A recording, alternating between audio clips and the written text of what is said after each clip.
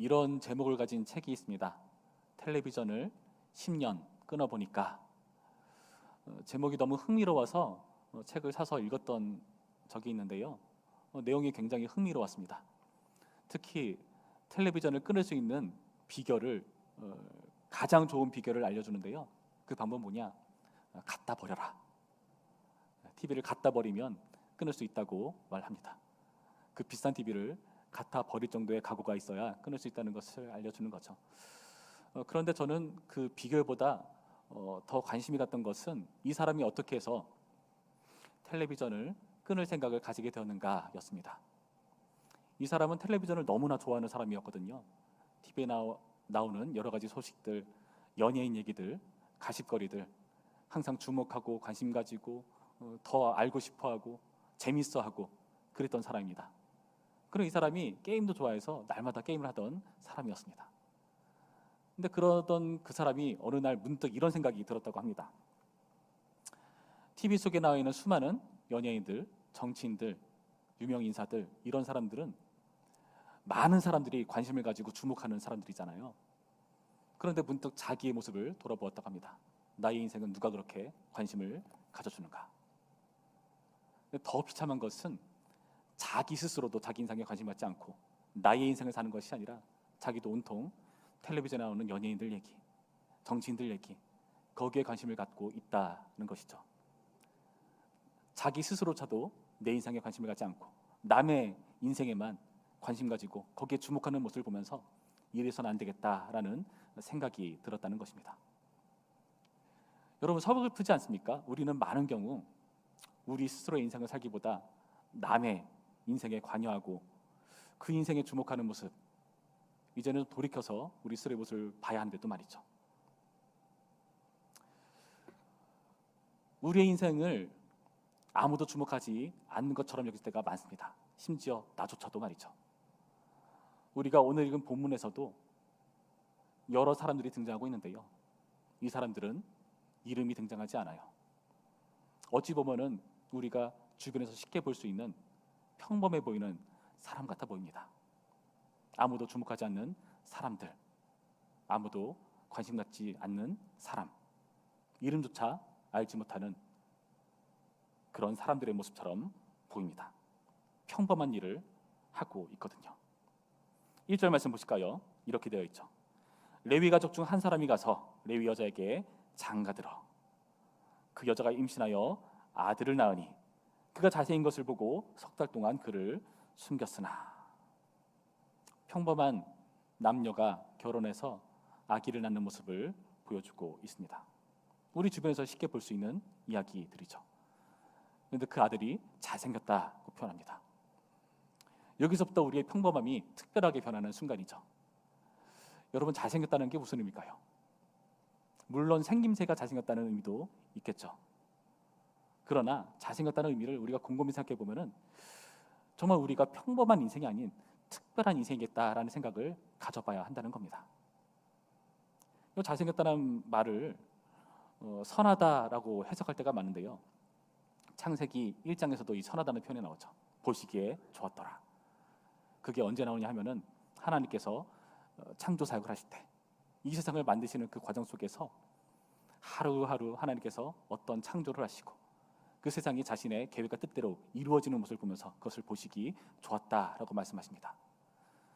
그 말인즉슨 단순한 생김새만을 말하는 게 아니라는 것을 우리가 유추할 수가 있죠. 여러분, 그런 의미에서 우리 모두는 잘생긴 사람들입니다. 왜죠? 하나의 특별한 목적과 뜻 안에서 그 자리에 있는 사람이거든요. 잘 생겨난 그 자리에 잘 있는 존재라는 것을 여러분 기억하시기 바랍니다. 그런데 우리 자녀들, 이 어린아기는 얼마나 잘생겨 보이겠습니까?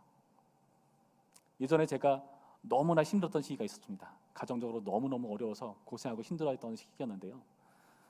그 힘들었던 시기에 저희 누나가 아들을 낳았더라고요. 그래서 어머니랑 저랑 산후조리원에 가서 그 아기를 딱 봤습니다. 그 조그만 아기가 꿈틀거리면서 눈도 뜨지 못하고 이렇게 움직이는 모습을 봤는데 정말 그 자리에 스포트라이트가 비춰지는 것처럼 느껴지더라고요. 아, 이 아기는 참 잘생겼다. 지금 우리 가족에게, 이 위기 가운데 어려운 가운데 있는 우리 가족에게 꼭 필요한, 이 자리에 있어서 이 자리를 빛내주는, 우리를 기쁘게 해주는 잘생긴 아이구나 하는 생각을 가져보았습니다. 여러분, 그런 의미에서 우리 옆에 계신 분들과 좀 인사해 볼까요? 참 잘생기셨습니다. 참 잘생기셨습니다. 예. 예. 우리는 모두 잘생긴 존재입니다. 그런데 이 잘생긴 아들이 순식간에 못생긴 존재가 돼버리는 위기 가운데 있습니다. 왜 그런가 하니 그 앞에 1장 22절 말씀을 보실까요? 이렇게 표현되어 있죠. 그러므로 바로가 그의 모든 백성에게 명령하여 이르되 아들이 태어나거든 너희는 그를 나일강에 던지고 딸이거든 살려두라 하였더라. 이 당시 배경을 여러분 잘 알고 계실 겁니다. 히브리 민족이 애굽 땅에서 거주하고 있습니다. 그 전에 요셉으로 비롯된 사건이었죠. 기근 가운데 이들은 스스로 보호할 수 있는 그런 장소를 애굽으로 찾게 되는 것이고, 그 안에서 번성하고 잘 살게 되는 모습을 우리는 창세기에서 확인해 봅니다. 그런데 그렇게 히브리인들이 번성하는 것을 보니까 그 당시에 바로는 위기감을 느꼈던 거죠. 이대로는 안 되겠다. 이제는 이들이 다른 나라와 손잡고 우리를 위협할까 겁이 난다. 그렇게 해서 내린 명령은 아기를 보고 산의 아이면 죽이라는 겁니다. 나일강에 던져버리라는 겁니다. 이런 위기 속에서 잘생긴 모세는 못생긴 존재가 되어버리는 그런 위기를 우리는 확인해 보는 겁니다. 왜 하필이면 이때 태어나가지고 이런 위기를 겪어야 하는 것인가? 여러분, 우리 모두에게 닥치는 위기 같지 않습니까?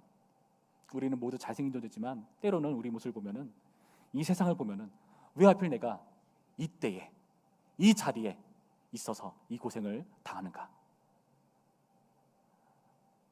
많은 분들이 산식하는 게 뭐죠? 내가 왜 이 사람과 결혼해가지고 이 고생을 하는가?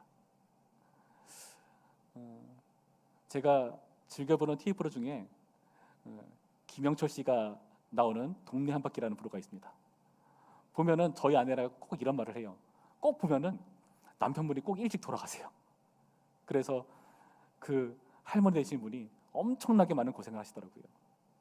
자식도 많잖아요. 그 자식을 다 기르고 힘들게 키우고 하는 모습을 보면서 우리 아내를 보면서 왜 다 저래? 왜 이렇게 남자들이 이렇게 다 일찍 죽어? 그러면서 저를 째려보곤 합니다. 건강 잘 챙기라는 거죠. 여러분, 우리가 그 자리에 있는 게 어떨 때는 내가 잘생긴 게 아니라 내가 이 자리에 있는 게 저주 같다, 힘들다, 고생스럽다는 순간 우리 모두가 겪지 않습니까? 오늘 본문에서도 마찬가지라는 겁니다. 지금 이 위기의 상황 가운데, 어려운 가운데 처해 있는 가정의 모습, 어떻게 해야 될까요? 삶을 놔버리고 포기해야 됩니까? 오늘 나타난 본문에서 어머니는 어떻게 하고 있죠? 2절 말씀에 보시면 석 달 동안 그를 숨겼으나, 그 아기를 끝까지 보호하기 위해서 힘써서 그를 숨기는 모습. 그런데 3절 말씀 볼까요? 더 숨길 수 없게 되매 그를 위하여 갈대 상자를 가져다가 역청과 나무진을 칠하고 아기를 거기 담아 나일강과 갈대 사이에 두고, 나일강의 아기를 방치하는 모습을 보여주는 것입니다. 여러분, 이것이 아기를 포기한 행동처럼 보이십니까? 위기 가운데 어쩔 수 없으니까 그렇게 한 것처럼 보이십니까? 그렇지가 않습니다. 보시면은 숨기려고 최대한의 노력을 한 부모의 모습을 보여주죠. 더 숨길 수 없게 되었기 때문에 어쩔 수 없이 그렇게 한 것입니다. 나일강에 버린 게 아니에요. 갈대 상자를 가져다가 역청과 나무진을 칠했다고 표현하죠. 역청이란 예전에 방주를 만들 쓰던 대로입니다. 그러니까 물이 스며드는 것을 막아주는 그런 방수 처리하는 재료라는 거죠. 그리고 물에 뜰 수 있는 재료로 그 아이를 거기다 두는 모습, 이 모든 것을 그를 위하여 했다라고 표현하지 않습니까? 그를 위하여, 아기를 위해 한 행동이었다는 것이죠. 포기하는 행동이 아니라는 겁니다. 그런데 할 수 있는 그런 여건들이 많지가 않아요. 우리도 마찬가지입니다. 우리가 할 수 있는 게 많지가 않아요. 우리는 사실 돈도 별로 없고요, 환경도 그렇게 좋지가 않고요, 평판도 넉넉하지 못합니다. 인맥도 좋지 못하죠. 그런 가운데 우리가 할 수 있는 게 많이 없어요. 그 가운데 우리 어떻게 합니까? 이가 없으면 잇몸이라도 해야 되지 않습니까? 지금 이 어머니는 자신이 할 수 있는 최선의 노력을 다해서 그를 위하여, 이 아기를 위하여 아기를 보호하는 모습을 보여주고 있는 것입니다. 이 어머니뿐만 아니라 누이도 마찬가지였습니다. 4절 말씀, 그의 누이가 어떻게 되는지를 알려고 멀리 섰더니, 아기의 누이니까 뭐 나이가 많아봤자 얼마나 많겠습니까? 어린 나이였겠죠. 그 어린 나이에 누이가 뭘 할 수 있겠습니까? 그냥 그 아기를 어떻게 되는지 알려고 멀리 섰다. 가까이 가기엔 위험하고 멀리 서서 이러지도 저러지 못하고 그냥 쳐다보는 모습. 기껏해야 무슨 일이 생기면은 부모님께 달려가서 알리는 수밖에 할 수 없는 상이지 않습니까? 그러나 이 누이 입장에서 할 수 있는 최선의 노력을 기울여서 일을 하고 있다는 것을 여러분 주목하셔야 됩니다.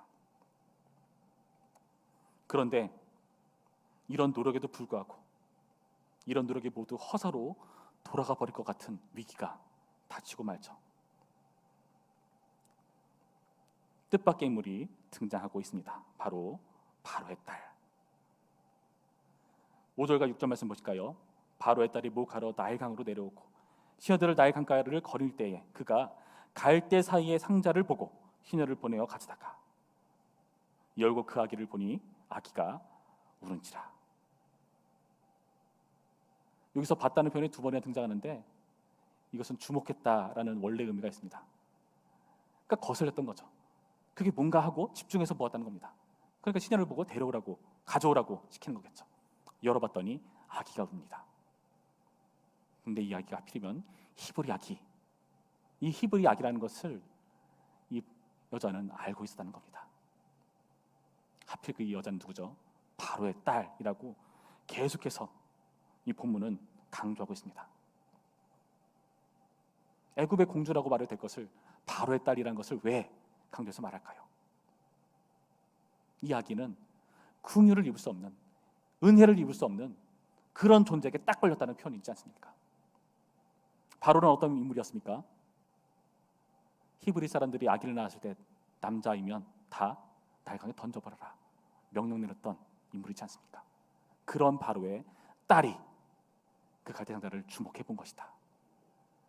그리고 그 갈대상자에 뭐가 들었는지를 확인하는 모습, 그리고 히브리 아기라는 것을 밝히고 있는 모습, 엄청난 위기라는 것이죠. 그런데 뜻밖의 표현은 뭔지 아십니까? 그가 그를 불쌍히 여겨. 여러분, 이것이 우리 인생의 소망이 된 줄 여러분 믿으시기 바랍니다. 불쌍히 여겼다. 우리가 할 수 있는 영역이 아니에요. 원수되는 존재가, 우리를 위협한 존재가 이 이야기를 보고 불쌍히 여겼다. 이 불쌍히 여겼다는 것을 누가 보더라도 눈치챌 만큼 이 누이가 알아챘던 것처럼 보입니다. 그래서 누이가 다가가죠. 이렇게 말합니다. 7절 말씀, 그의 누이가 바로의 딸에게 이르되 내가 가서 당신을 위하여 히브리 여인 중에서 유모를 불러다가 이 아기에게 젖을 먹이게 하리까. 표현이 이상하지 않습니까? 당신을 위하여,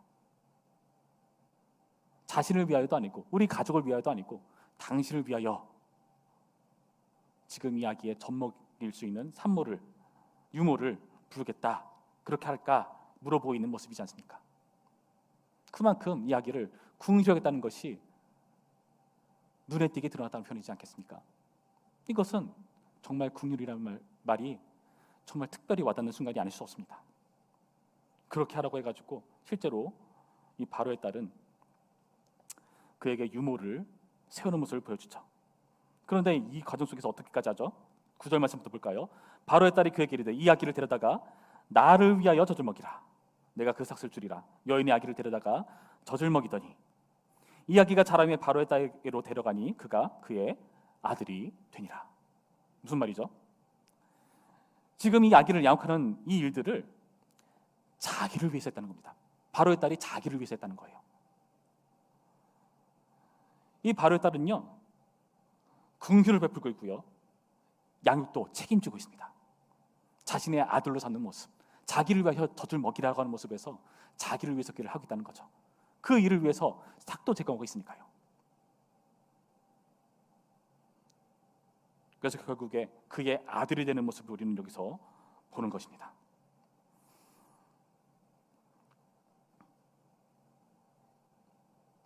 이것이 이 이름 없는 가정에 일어난 놀라운 긍휼과 은혜의 사건이었습니다.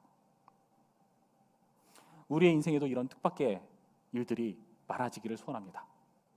위기 가운데 돌파할 수 있는 소망.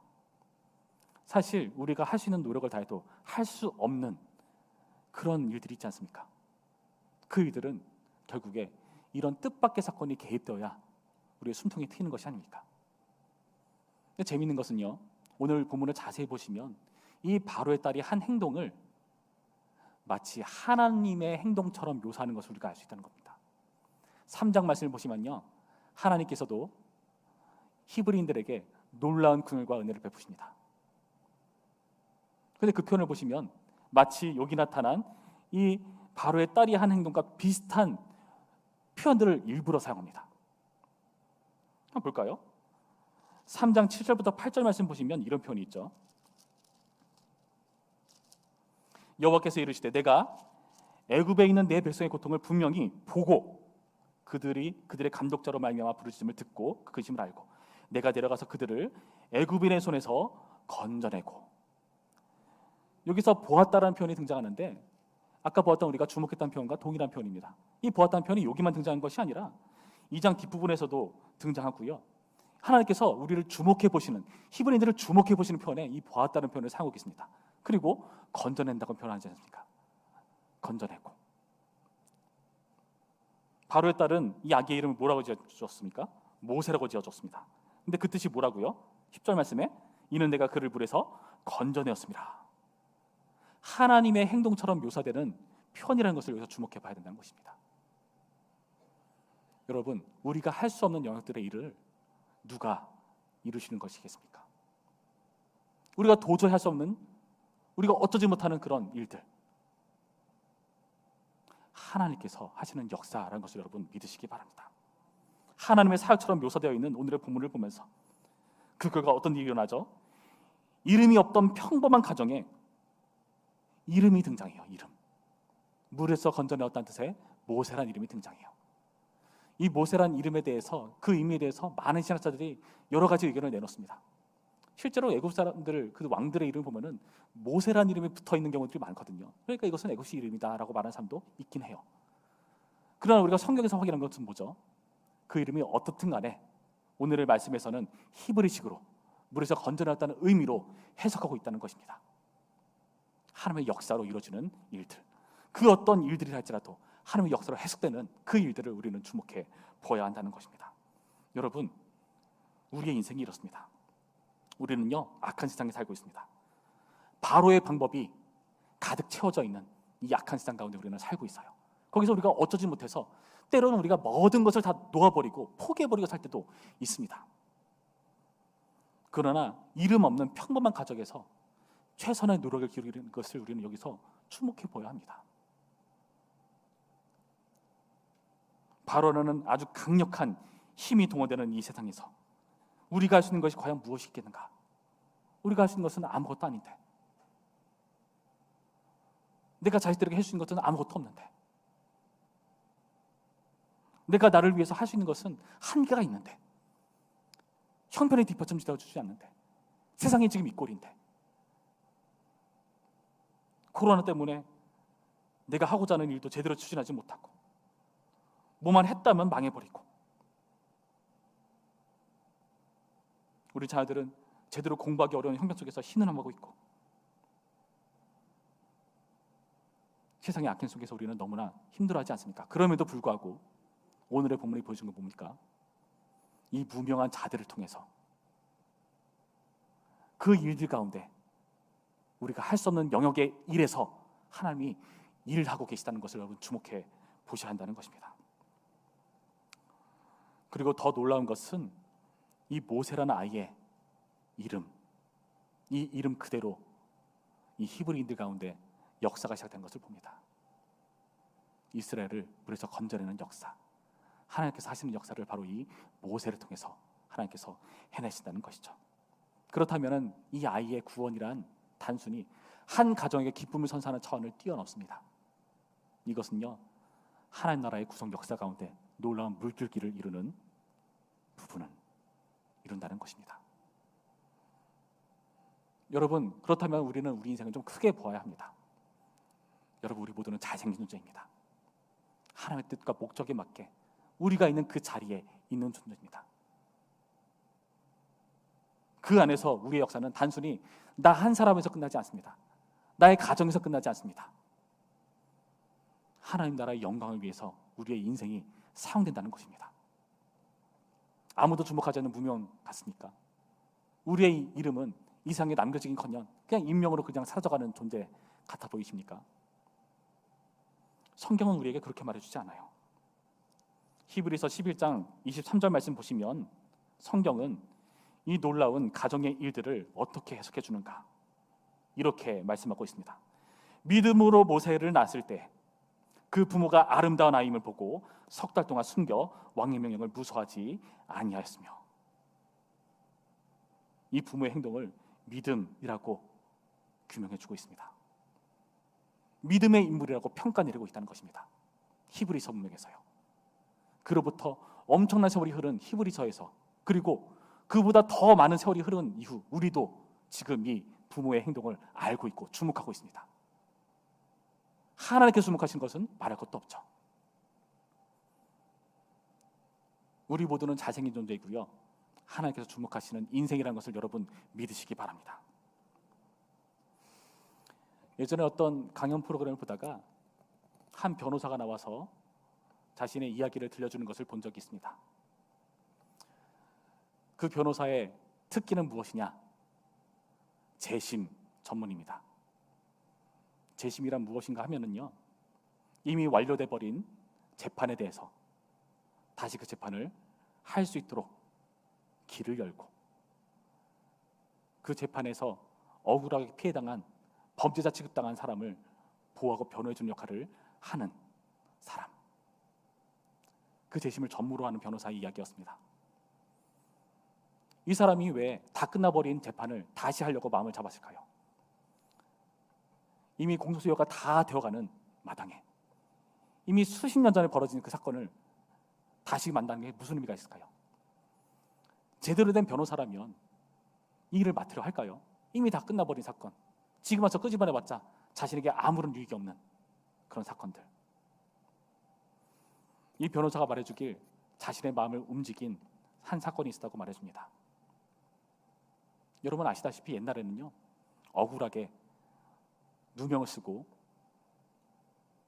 감옥에 갇히는 사건들이 많이 있었거든요. 범죄자로 낙인 찍혀버린 자기 아들 때문에 잠 못 이루는 한 어머니가 있었습니다. 아무리 시간이 흘러도 자기 아들의 무죄를 인정해주지 않습니다. 이 어머니가요, 그 긴 시간 동안 열심히 자료를 모읍니다.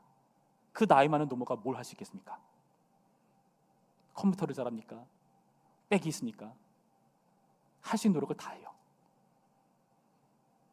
열심히 자료를 뒤져가지고 제대로 하지도 못하는데 그것을 복사하거나 받아 적거나 하면서 열심히 자료를 모읍니다. 지금 우리야 간단하게 USB 그런 디스크 하나면은 거기다가 모든 걸 담을 수 있지만, 그 옛날에 그런 기술도 없었고 자신이 할 수 있는 게 없으니까 그 자료를 이만큼 얻었다고 합니다. 그걸 가지고 찾아오더래요. 그게 이 변호사의 마음을 움직였다고 합니다. 얼마나 억울했으면, 얼마나 자기 아들의 무죄함을 믿었으면 이렇게까지 할까?